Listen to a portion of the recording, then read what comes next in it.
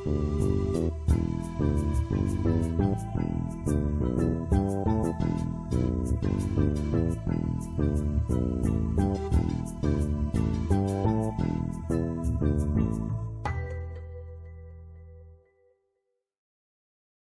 now it's time to go back to the ordinary life as a lay person. So I'm going to be talking about the advice to lay people. This is Digha Nikaya 31. It's called Sigalovada Sutta to Sigalaka, Advice to Lay People, also called Sigalovada Sutta, which is also known as the layperson's Vinaya. Interesting. Thus have I heard, once the Blessed One was staying at Rajagaha, at the squirrel's feeding place in the bamboo grove. And at the time, Sigalaka, the householder's son, having got up early and gone out of Rajagaha, was paying homage with wet clothes and hair, and with joined palms to the different directions, to the east, to the south, the west, the north, the nadir, and the zenith. And the Blessed One, having risen early and dressed, took his robe and bowl, and went to Rajagaha for alms.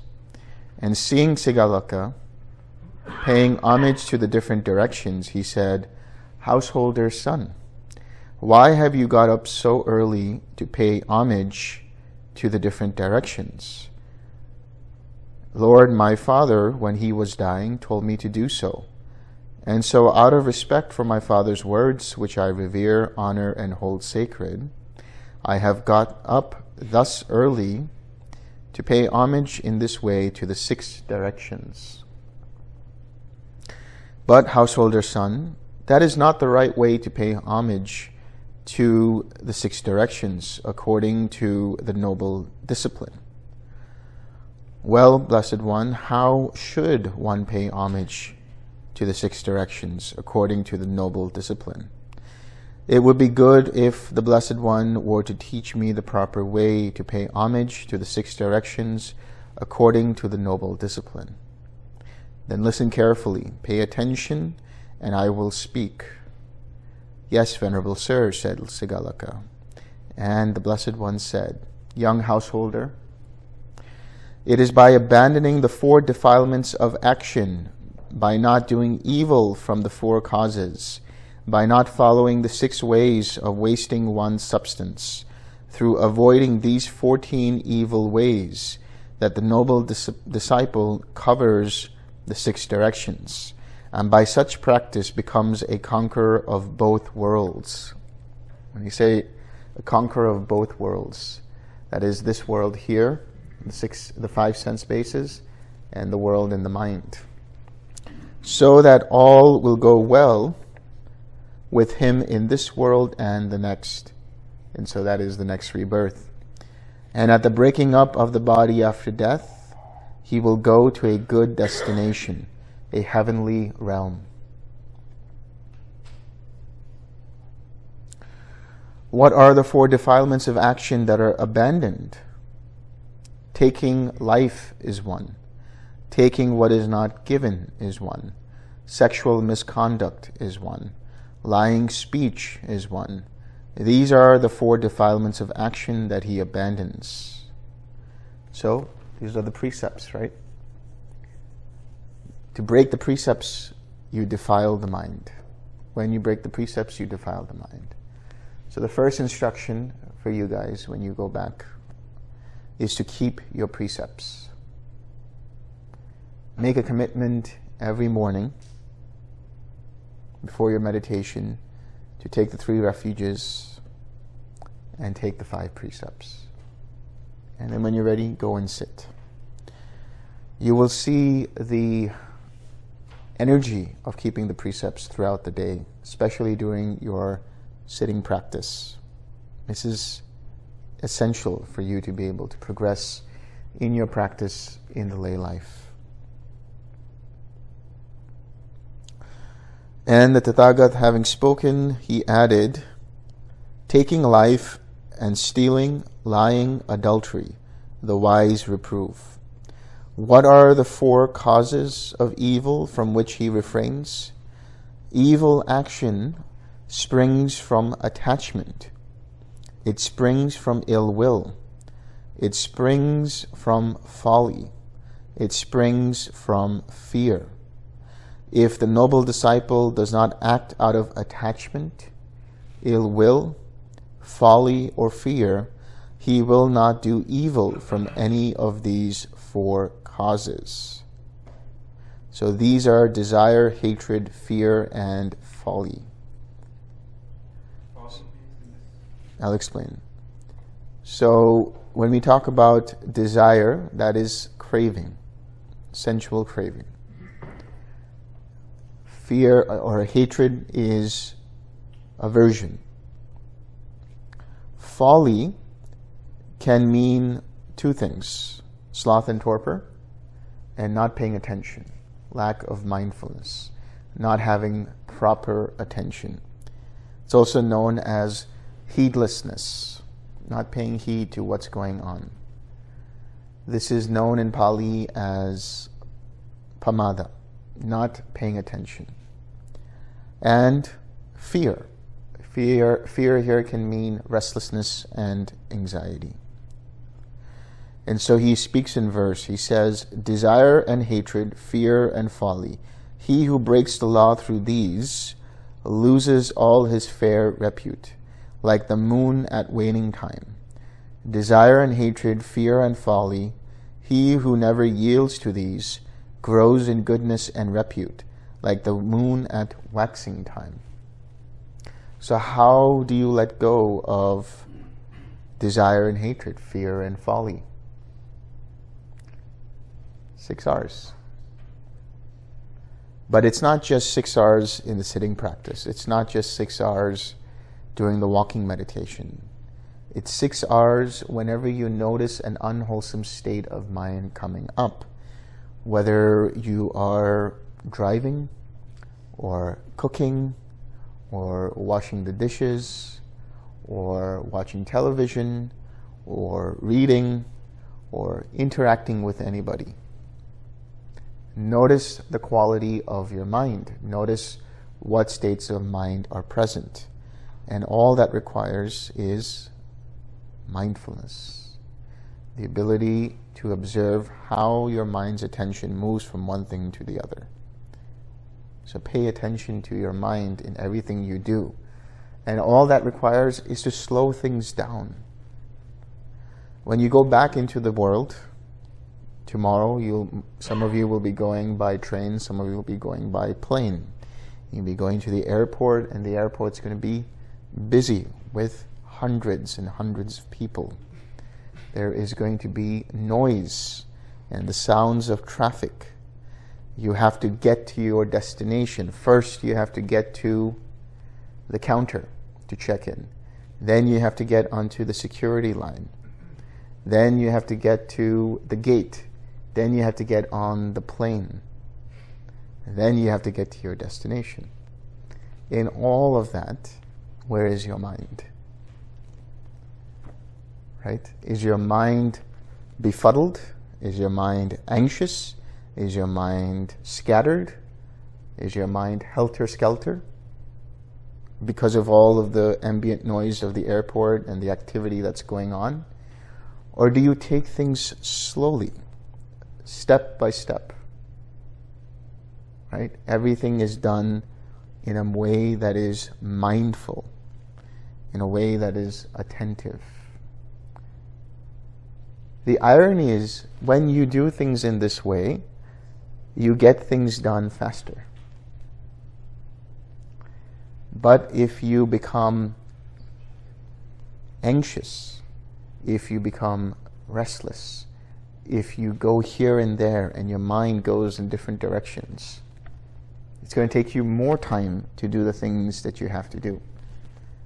As simple as checking into the airport, right? Checking in at the counter. As simple as walking into the security line, and so on. So notice how your mind is all throughout your trip to the airport, and then at the airport, and to the plane. And then keep that going.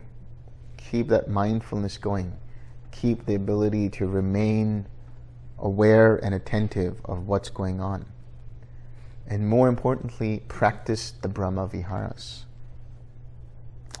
Before you go to the counter, if you're in line, radiate the Brahma Viharas. Radiate loving kindness. Offer your smile to the person at the counter. Offer your smile to the TSA.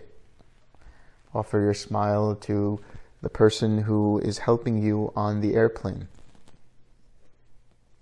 Right? Keep that loving kindness going. It will do wonders. Trust me. It will do some wonderful things.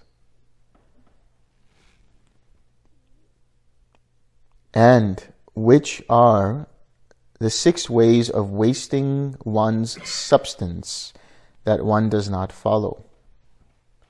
Addiction to strong drink and sloth-producing drugs is one way of wasting one's substance. Haunting the streets at unfitting times is one.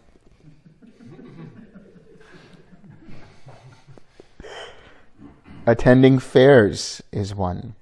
Being addicted to gambling is one. Keeping bad company is one. Habitual idleness is one. Which means you don't go to Las Vegas. Sorry, Jim. When you go and not gamble.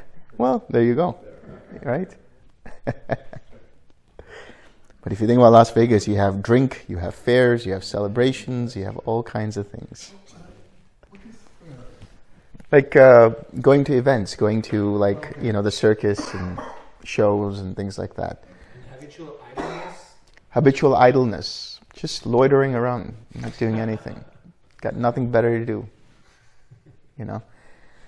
But what this is talking about is, first and foremost, addiction to strong drink and sloth-producing drugs is one way of wasting one's substance. That's breaking the 5th precept, right? Indulging in intoxicants.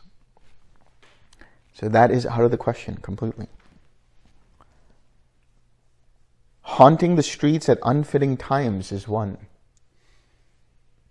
And basically that means going out for parties, right? Going out at, let's say, ungodly hours, like 2 a.m. or 3 a.m. Yeah. I think most of us are well past that, right? So that's one thing. The other is attending fairs is one. So what the Buddha is saying is, when we talk about attending fairs, that's like a person who's addicted to going out all the time, right?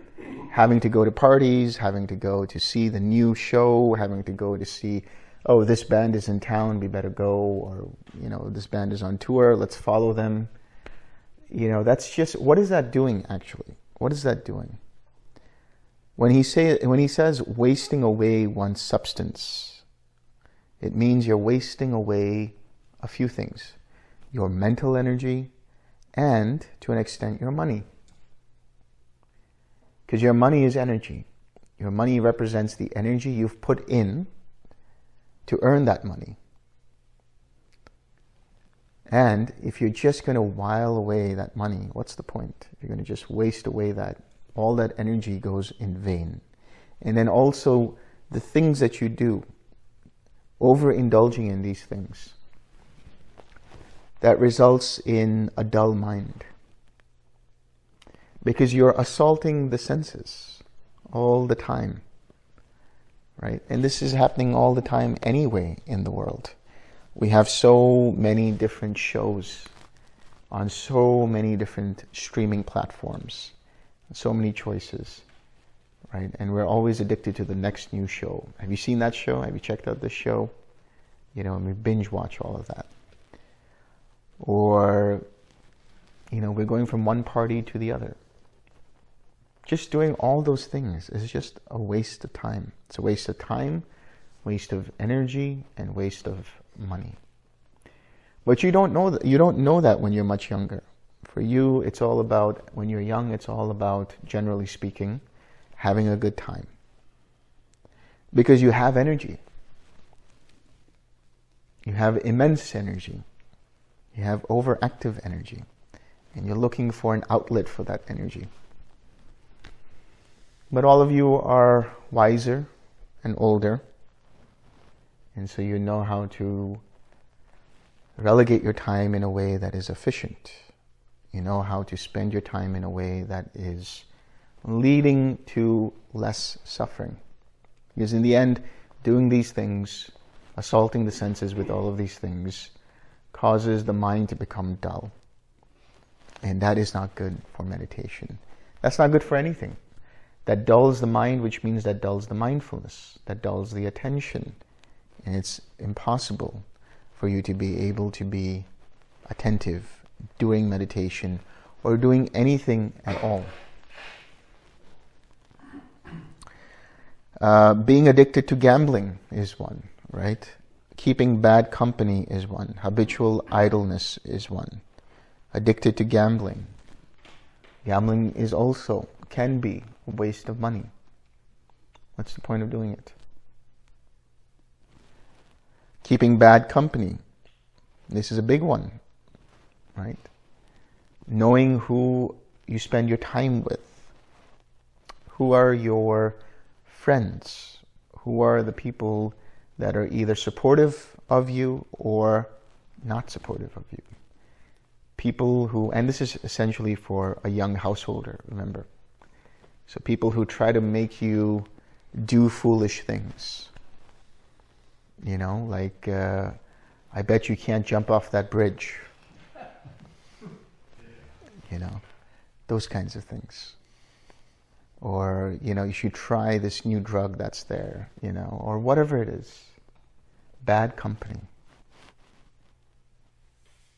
But there's also people who kind of, you know, drain energy from you. Right? They're just people who like to complain about life.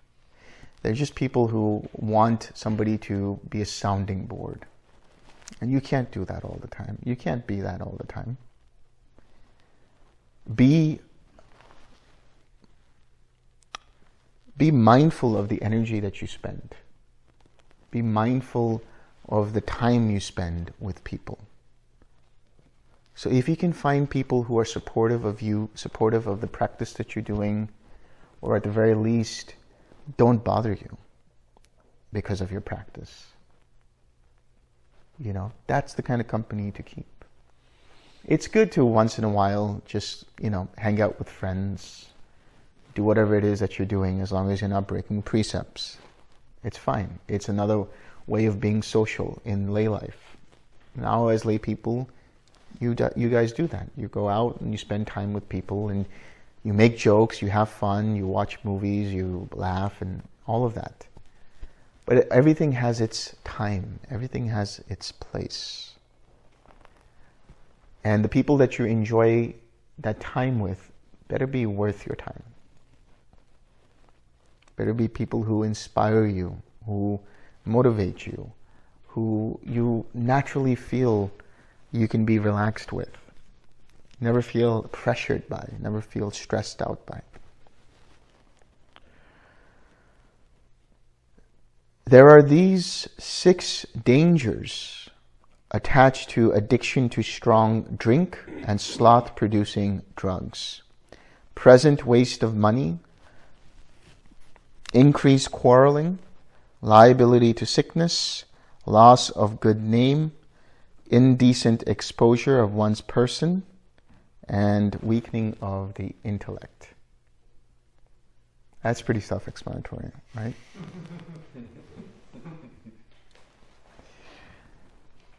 There are these 6 dangers attached to haunting the streets at unfitting times. One is defenseless and without protection, and so are one's family, and so is one's property. One is suspected of crimes, and false reports are pinned on one, and one encounters all sorts of unpleasantness. So in today's reality, I mean, it depends on where you live, but like if you're in a place like New York City or Mumbai or Delhi or something like that, it's like those are cities that never sleep.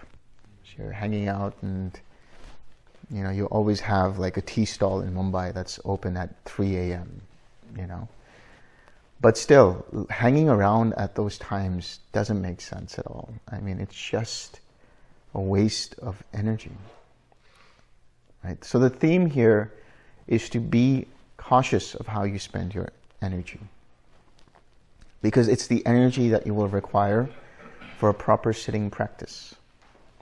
So the dangers attached. One is defenseless and without protection. That can happen.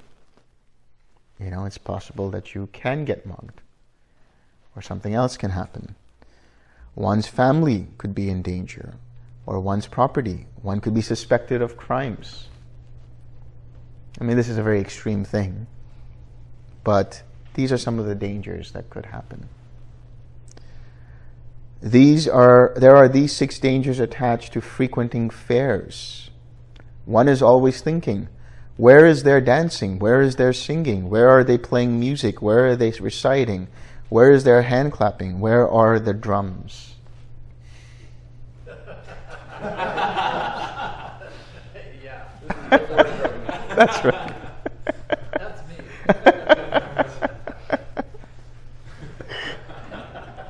But that used to be everybody in their youth at some point in time, right? Right? Oh, where's the next gig? You know, where are we going? You know, bar crawling, pub crawling, and all of that. You know, have you heard of this new show that's coming out this Friday? Let's go check it out. You know, this is what happened with Sariputta and Moggallana, right? Sariputta and Moggallana were best friends who lived in the same village, and they found out that the circus was in town, or fair was in town, and there was this great event. And they went there the first night, and they were like, oh, that's amazing, that's great, that's awesome. Let's go here every night. And they did it, and they saw the same show the next day, the same show the day after, the same show week after week for that whole month. By the end of it, they were like disenchanted with it. You know, and they were like, is this all there is to life? Just wasting away your time in this way? And so that motivated them to find a way out of suffering. They realized that pleasant feelings, pleasant experiences were temporary, were fickle, are fleeting. They don't last. And the repetition of those same pleasant feelings isn't the same as it was the first time. It's like a drug. You get addicted to pleasant feelings, but you need more and more in order to experience that high, right? It's that dopamine rush the mind is always looking for. So what you guys have been doing here in the last 10 days is basically a dopamine detox, right? We've taken your phones away from you. You don't have access to internet, no screen time, just walking, meditating, eating, not even talking. That, well, kind of, yeah, you're right. I mean, I've seen some of you chatting here and there, but for the most part, what you're doing is you're resetting your mind. You stop getting addicted to, I have to check my phone every couple of minutes. Or I have to check my email, right? So it's the same thing with attending fairs, frequenting fairs. There are these 6 dangers attached to gambling. The winner makes enemies. The loser bewails his loss. One wastes one's present wealth. One's word is not trusted in the assembly. One is despised by one's friends and companions. And, for those of you out there, one is not in demand for marriage. That could be a good sin. Yeah. Yeah, well, there you go. That's what I'm saying. Because a gambler cannot afford to maintain a life. So gambling, don't do it. There are these 6 dangers attached to keeping bad company. So he talks about the different kinds of bad company. Any gambler, any glutton, any drunkard, any cheat, any trickster, any bully is his friend, his companion. So these are all guys or people who break precepts, right? A gambler, addicted to gambling; glutton, addicted to food; drunkard, addicted to strong drink; cheat and trickster, lies, breaks precepts; and bully, harms others through their words and actions. There are these 6 dangers attached to idleness. Here's what idleness means. Thinking it's too cold, one does not work. Thinking it's too hot, one does not work. Thinking it's too early, one does not work. Thinking it's too late, one does not work. Thinking I'm too hungry, one does not work. Thinking I'm too full, one does not work. Basically, procrastinating. Right? Making excuses for getting work done. That could mean meditation, but that could also just mean your job, whatever it is that you have to do. I'll get to it when I get to it. There's some amazing master procrastinators, right? They justify all kinds of things. And the Tathagata, having spoken, added, "Some are drinking mates, some profess their friendship to your face, but those who are your friends in need, they alone are friends indeed. Sleeping late, adultery, picking quarrels, doing harm, evil friends and stinginess. These 6 things destroy the mind. One who goes with wicked friends and spends their time in wicked deeds. In this world and the next as well, that one will come to suffer woe. Dicing, wenching, drinking too, dancing, singing, daylight sleep, untimely prowling, evil friends, and stinginess destroy the mind." Stinginess, that's a big one. So stinginess is one of the upakilesas of the mind. There are 16 upakilesas, but stinginess, which comes from the word macharya, it means somebody who is tight with their purse, basically. Right? They do share, but they share just a little bit because they're like, yeah, I'm only going to give you that much. They don't have that generous heart.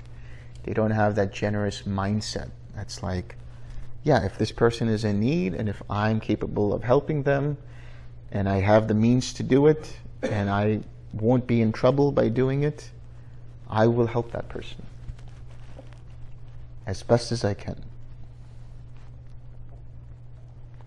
One plays with dice and drinks strong drink and goes with others' well-loved wives. He takes the lower, baser course and fades away like waning moon. The drunkard, broke and destitute, ever thirsting as he drinks, like stone in water sinks in debt, soon bereft of all his kin. He who spends his days in sleep and makes the night his waking time, ever drunk and lecherous, cannot keep a decent home. Too cold, too hot, too late, they cry, thus pushing all their work aside, till every chance they might have had of doing good has slipped away. But he who reckons cold and heat as less than straws, and like one undertakes the task in hand, his joy will never grow the less. So he who reckons cold and heat as less than straws. Equanimity. Earlier we were talking about the 8 vicissitudes, right? There is pain and pleasure and pain. There is profit and loss, or wealth and poverty. There is blame or honor and blame, right? Or praise and blame. What was the last one? Do you remember? Pain. Yeah, pain and pleasure. You said 8. Yeah. So pain and pleasure, fame and blame, wealth and poverty, and I think disrepute and fame. okay. Fame and disrepute. Okay. So the 8 vicissitudes of life. If you can have total equanimity in any of these challenges, and that happens through keeping your precepts, maintaining mindfulness, and continuing to meditate and develop equanimity. Meaning you remain unaffected by what's going on. Right? You see things as they are. You don't get affected. You don't grab at things. So, one of the words for equanimity in Pali is upekkha. That's the word that we use, upekkha, which is also from the Sanskrit upeksha. And the opposite of upeksha is apeksha. Apeksha means expectation. Expectation is another word for craving. Expecting something. Expecting this is what will happen. Or expecting I want this to happen. Right? So getting caught up in that. Seeking fame. Seeking honor. Seeking wealth. Seeking all of these things without realizing that they have a duality. Right? If you have praise, you'll also have criticism. If you have fame, you'll also have ill repute. If you have wealth, that might go away one day and you'll be in poverty. You have pleasure one time, you have pain another time. But that's just the way existence is. The arising and passing away of things. The arising and passing away of different phenomena. But how do you choose to take that? Do you identify with that? Do you identify with the 5 aggregates and cause suffering by attaching to that? Or do you let the mind be in equanimity? Okay, great. That person praised me for whatever it is that I did. Don't let it get to your head. Don't make it a big deal, as Bhante would say. Right? All of these things. So, keep developing your equanimity throughout the day. This is very important.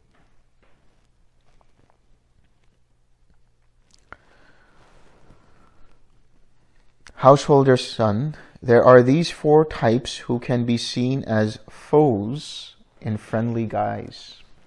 This is a good way to find out who are your friends, who are truly your friends, and who are not your friends. The one who is all take is one. The great talker is one. The flatterer is one. And the fellow spendthrift is one. What does it mean?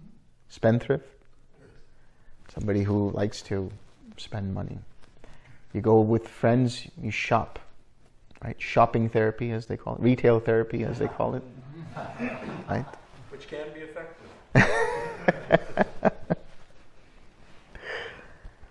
So the one who is all take, what does that mean? The one who is all take. Never offering a helping hand. Always looking to what can I get from this person. Right? And when you need help from them, oh, my car broke down and my house was on fire and somebody kidnapped my kids.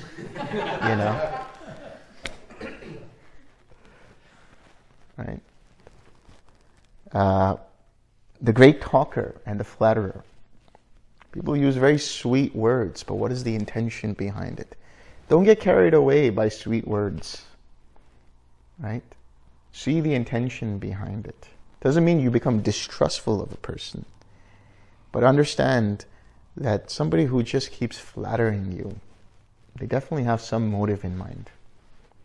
Somebody who offers genuine compliments because of something you did, or something, that you've achieved, or maybe it's something you're wearing, that's all fine.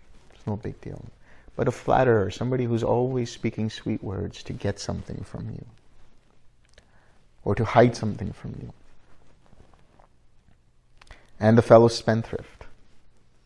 Be careful of those people who are like, let's go out to eat, and after you go out to eat, let's go shopping here, let's go do this there, let's do that, let's do this. And what happens? It's all on your credit card. So be careful of all that.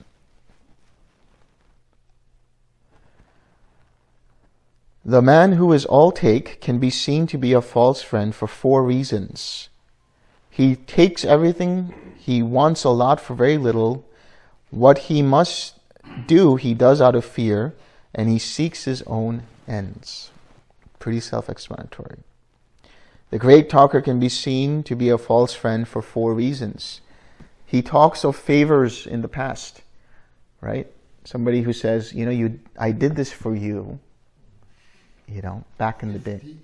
50 years ago, remember? And in the future, he mouths empty phrases of goodwill.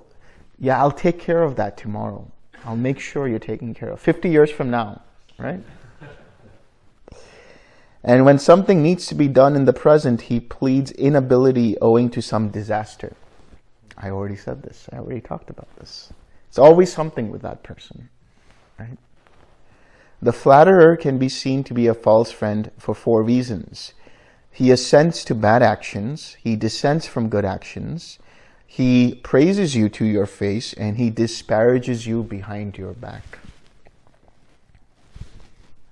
You wouldn't know this, but you can get a sense of such friends, such people in your life. You don't need that kind of energy in your life. Just let that be, let that go.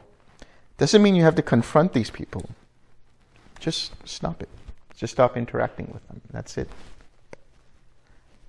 There have been situations where somebody's promised something to you and said, yeah, this is going to happen, and they don't fulfill that promise. Okay, you know that they cannot be necessarily trusted. But you give them the benefit of the doubt. Maybe something went wrong. You trust them one more time. You can have the policy of 3 strikes and you're out. Right? That's a pretty generous policy. I'm a little less generous in that case. It's just 1 strike and you're out. If somebody proves to be somebody who's not trustful, somebody who is not what they seem, I just drop it. Doesn't mean you have any ill will against them. Doesn't mean you have any aversion towards them. You just avoid spending time with them. That's all. You don't have to message them. You don't have to do anything. And when they see that their words and their actions are not getting to you, and they can't get anything from you, they'll move on to the next victim. Right? That's all you have to do. You don't have to confront them. Just nothing. No response. The fellow spendthrift can be seen to be a false friend for 4 reasons. He is a companion when you indulge in strong drink, when you haunt the streets at unfitting times, when you frequent fairs, and when you indulge in gambling. And the Tathagat, having spoken, added, the friend who seeks what he can get, the friend who talks but empty words, the friend who merely flatters you, the friend who is a fellow wastrel, these 4 are really foes, not friends. The wise man, recognizing this, should hold himself aloof from them, as from some path of panic fear. Householder son, there are these 4 types who can be seen to be loyal. Now these are people who are loyal friends. The friend who is a helper is one. The friend who is the same in happy and unhappy times is one. The friend who points out what is good for you is one. And the friend who is sympathetic is one. The helpful friend can be seen to be a loyal friend in 4 ways. He looks after you when you are inattentive. He looks after your possessions when you are inattentive. He is a refuge when you are afraid. And when some business is to be done, he lets you have twice what you ask for. That's a very rare friend. Impossible to have nowadays. Right? Especially the last part.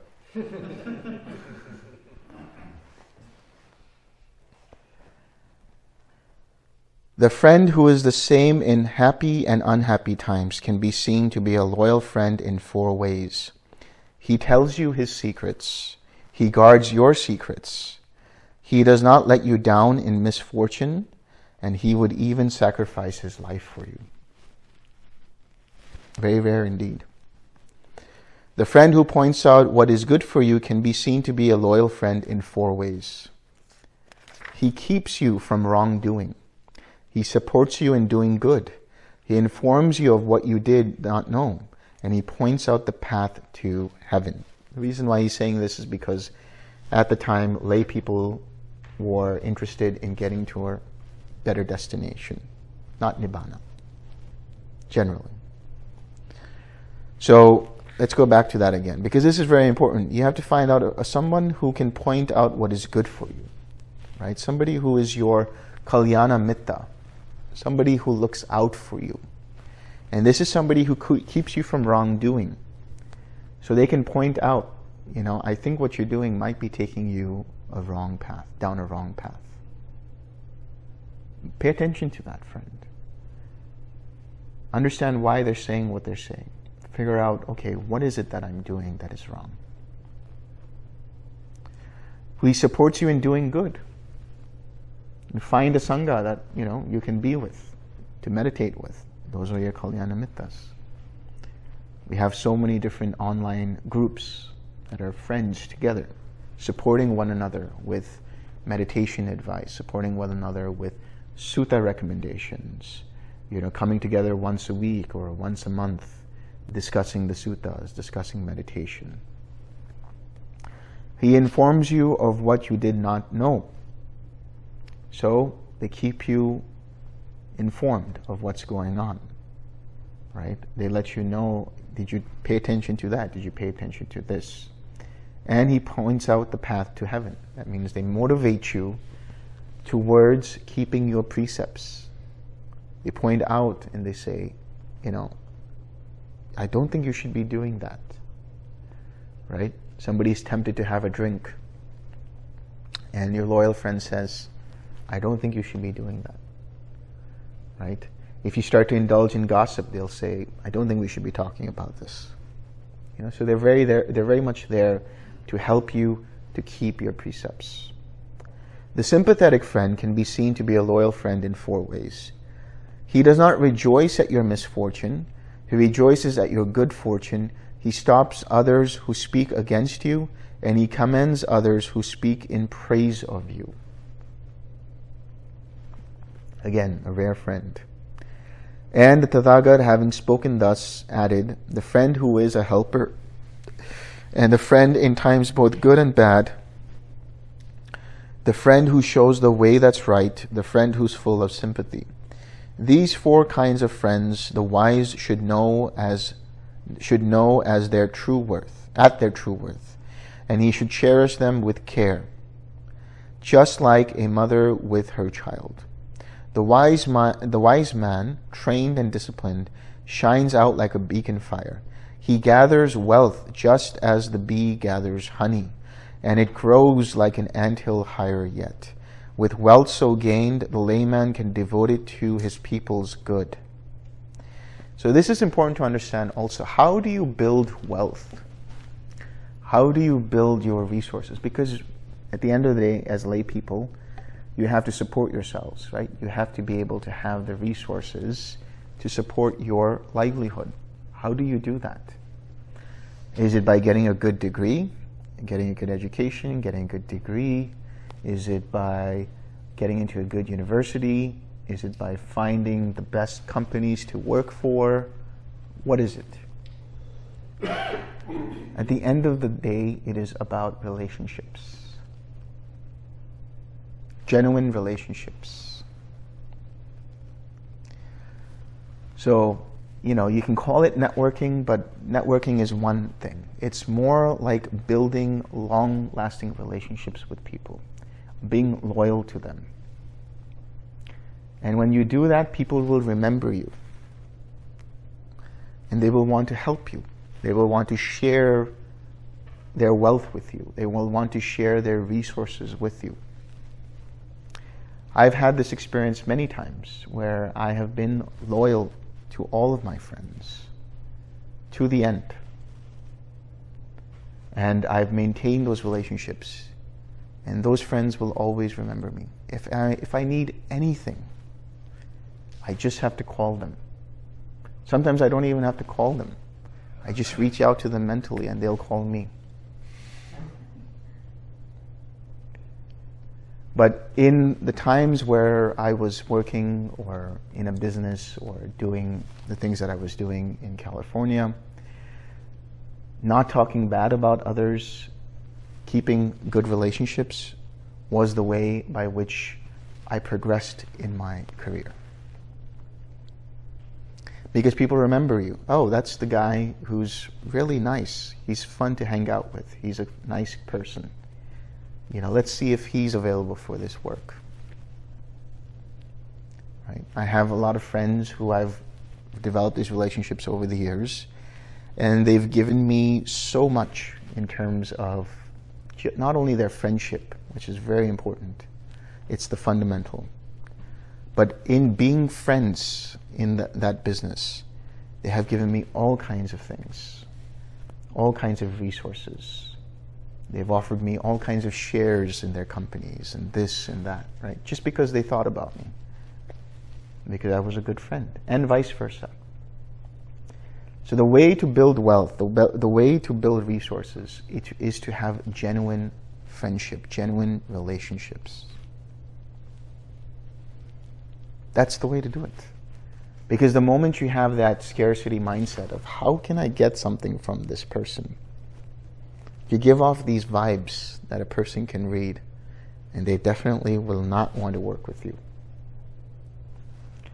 But if you are genuine, you have loving kindness for them, you have compassion for them, you are empathetically joyful for their successes, they will remember you.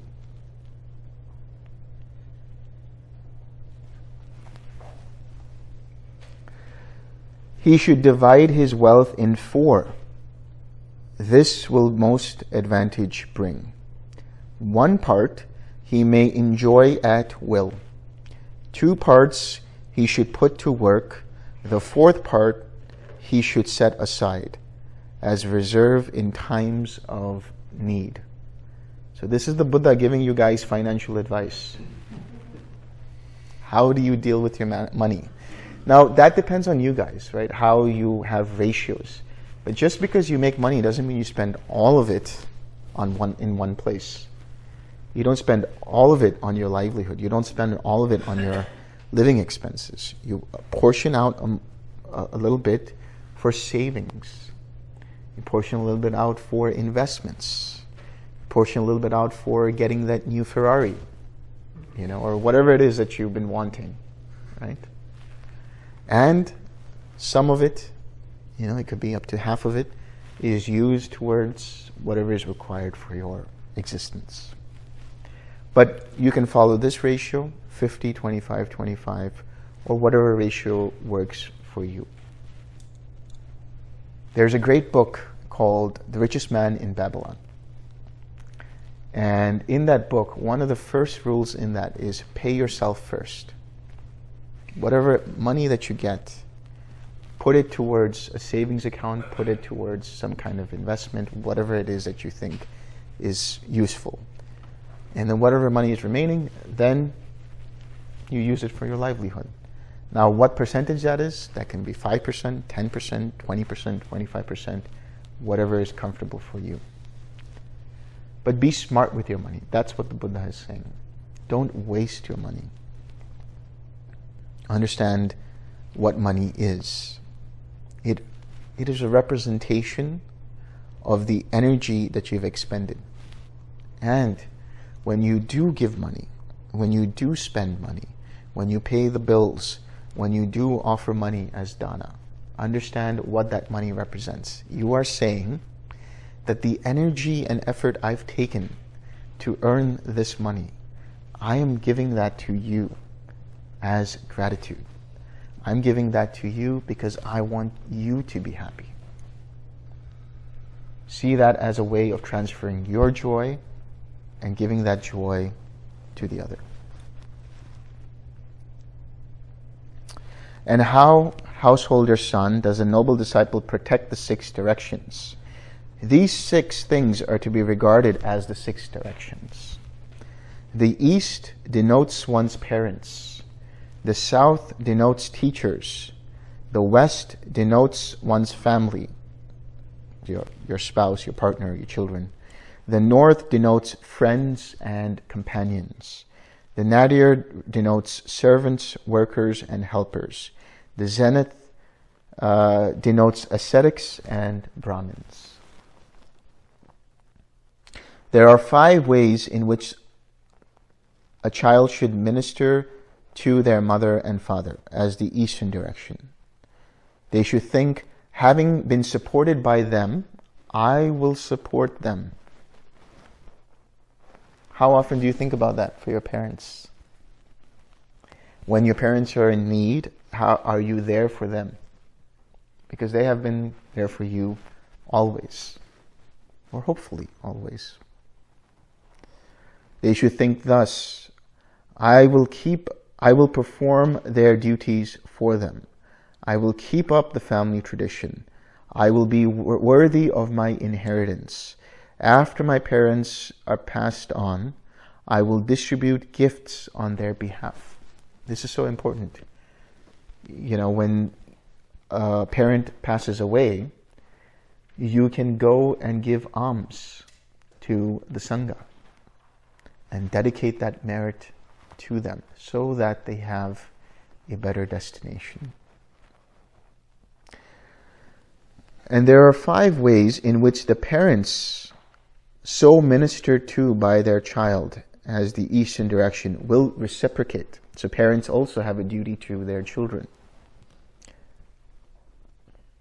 They will restrain them from evil, support them in doing good, teach them some skill, find them a suitable partner, and in due time hand over the inheritance to them. In this way, the eastern direction is covered, making it at peace and free from fear. You see, when the Buddha talks about these 6 directions, he's also giving advice for how society could be able to function at the most optimal. Now, some of these things might seem antiquated. Some of these things might seem outdated. So you take what works for you in your context of how your society is. But this generally is how it works in the East, in India. There is this devotedness to one's parents, right? The idea is that because our parents have taken care of us when we were young, when they grow old, we will support them. We will take care of them as best as we can. And especially in India and probably the rest of the East, the parents are always looking to make sure that their kids have the best education. They will do all kinds of sacrifices. This is probably all around the world, obviously. But then more specifically, parents are always looking to make sure that they find a good partner for their kids. Very India, right? Very, very much so. But the reason behind that is to make sure that their kids have a good householder's life. That's really it. So the concept of arranged marriages in India has changed a little bit. You know, before it was, very, very different. It was like, sometimes you didn't even know who the person you were getting married to. You never even met them until the day of the marriage. But now it's different. Now there's all of these different marriage bureaus and matchmaking services and all of these things, and parents do their research. You should see Indian parents when they do their research. I know how that is. My mother. Right? So, but the whole intention behind that is they want their kids to be happy. They want to make sure that the partner that their kids have is somebody that will be supportive, somebody that will be good to them, and vice versa. Somebody who is, compatible in all ways. So in today's modern version of the Indian arranged marriages, what they do is they'll have a whole sort of retinue of different resumes of different so-called partners, potential partners, and they look at it and be like, okay, these are the ones that maybe we should look at. And then there'll be, the two kids will meet and their families will be with them. And then they'll say, are you interested? Yeah, I'm interested. Are you interested? Yes, I'm interested. Then they start going out on coffee dates and they start hanging out with each other little by little. So the relationship is developed. And if they find that they are compatible, then they tell their parents, and then voila, we have a marriage.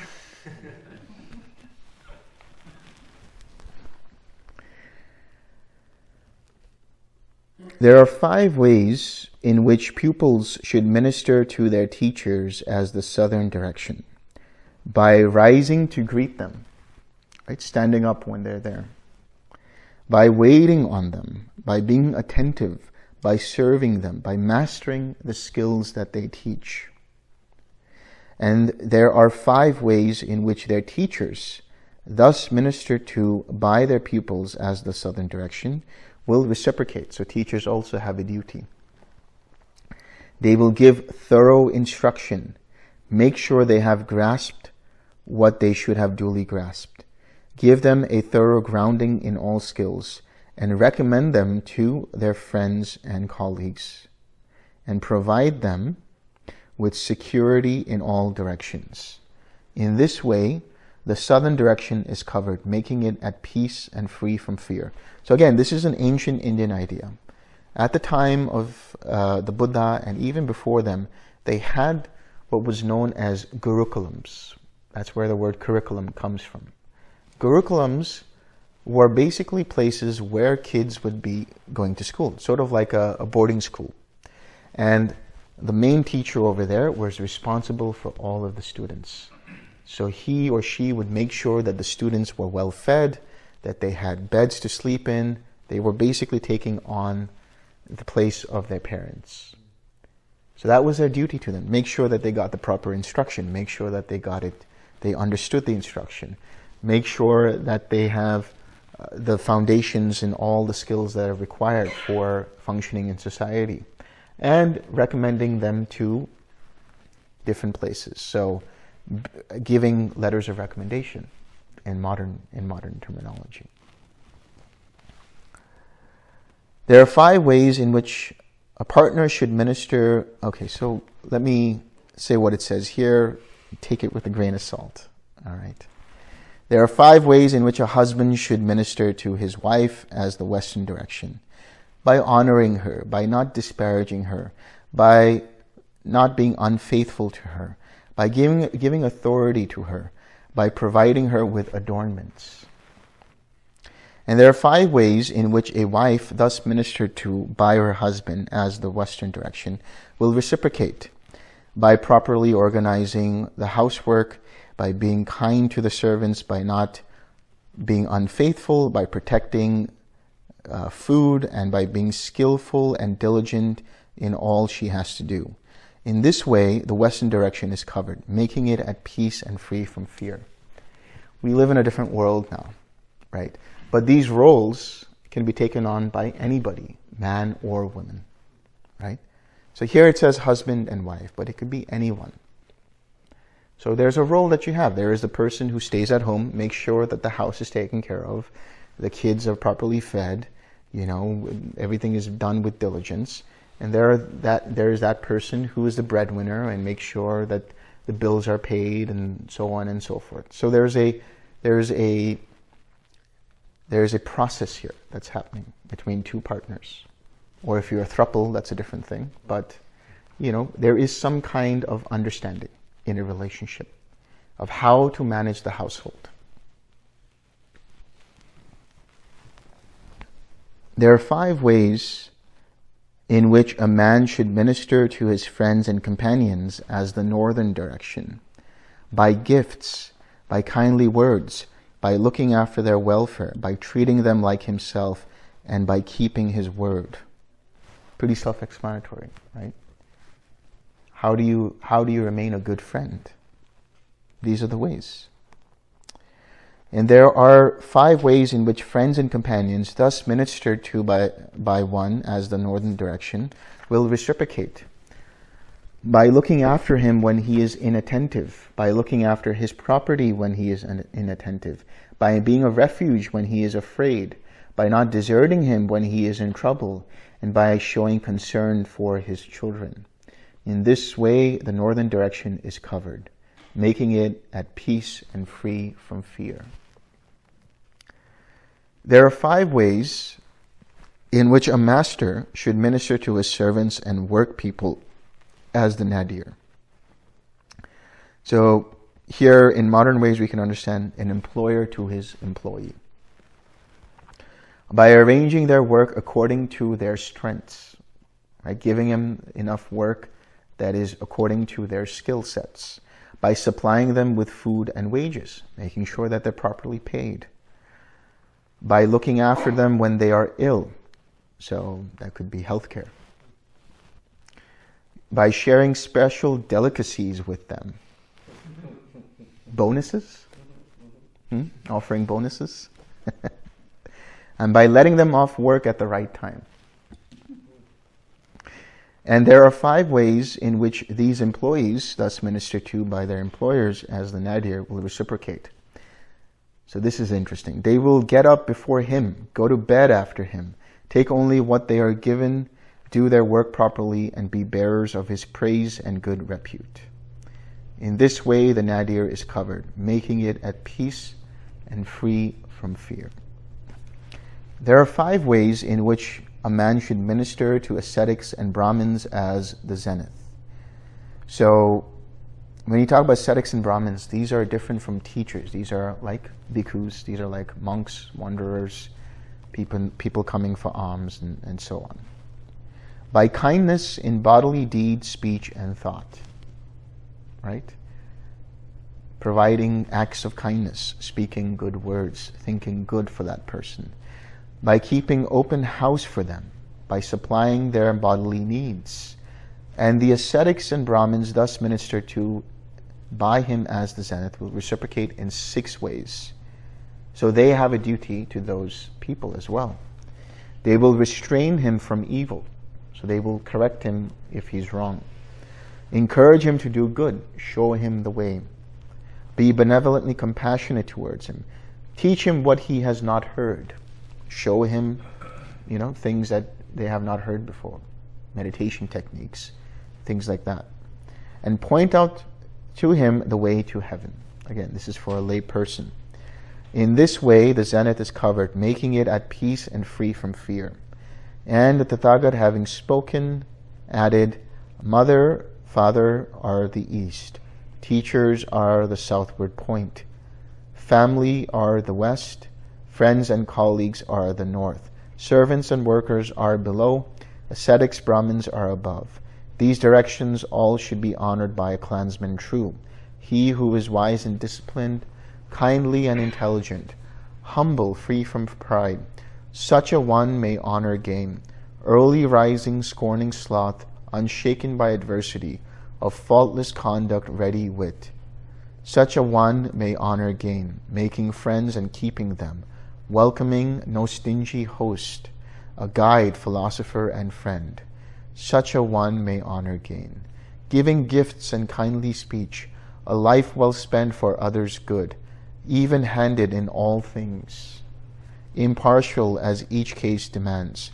These things make the world go round like the chariot's axle pin. If such things did not exist, no mother from her son would get any honor and respect, no father either as their due. But since these qualities are held by the wise in high esteem, they are given prominence and are rightly praised by all. So all of this is really talking about a person who follows this, somebody who offers comfort and care for those in need, who's generous to his friends, generous to his family, who's generous to their co-workers, to their employees, to their colleagues, to teachers, to ascetics and Brahmins, that is to say, those who are seeking alms. And so when this happens and everybody starts acting in this way, you have a society that is balanced, a society that isn't crumbling, a society that is healthy, not only in terms of physical health, I'm talking about healthy in terms of emotionally and mentally. At these words, Sigalovada said to the Blessed One, "Excellent, Master Gautama, excellent. It is as if someone were to set up what had been knocked down, or to point out the way to one who had got lost, or to bring an oil lamp into a dark place, so that those with eyes could see what was there. Just so the Master Gautama has expounded the Dhamma in various ways. May the Master Gautama accept me as a lay follower from this day forth, as long as life shall last." So, some few parting words for you guys. It's important to understand a few things. If you take care of these three things, you will be okay. You'll be more than okay. Number one, keep your precepts. Do everything you can to keep your precepts. Number two, be generous. Generous not only with your money, but generous with time, generous with your energy, generous with your smile, generous with your loving kindness, generous with the Brahmaviharas, generous with your patience, generous with your forgiveness. And number three, 6R. Right? Replace the unwholesome states with wholesome states of mind and keep cultivating them. This is how you take care of the Dhamma. That is your responsibility now, to take care of the Dhamma.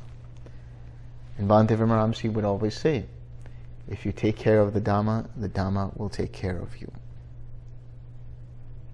There are those here who have seen it for themselves, that when they take care of the Dhamma takes care of them. So many different examples of that, where when you keep your precepts, you are well protected. You don't get yourself in situations that can cause you harm one way or the other. Or if you do find yourself in such situations, you can easily escape them without so much as a scratch.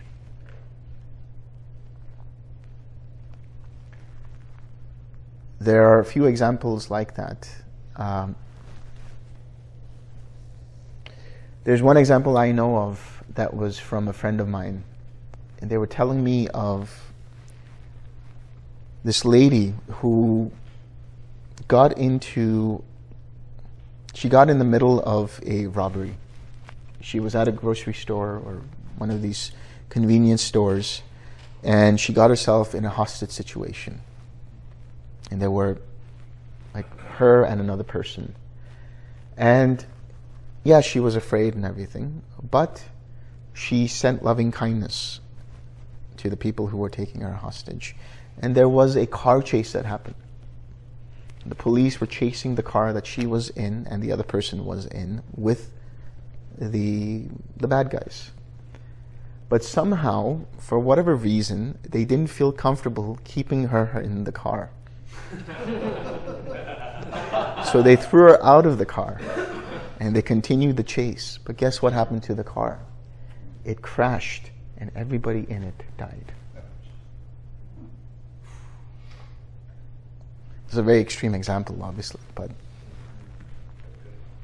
yeah. Power Metta.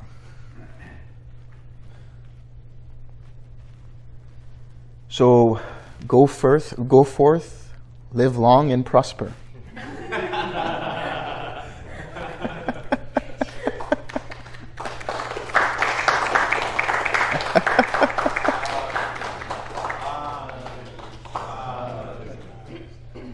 Okay, shall we share some merit?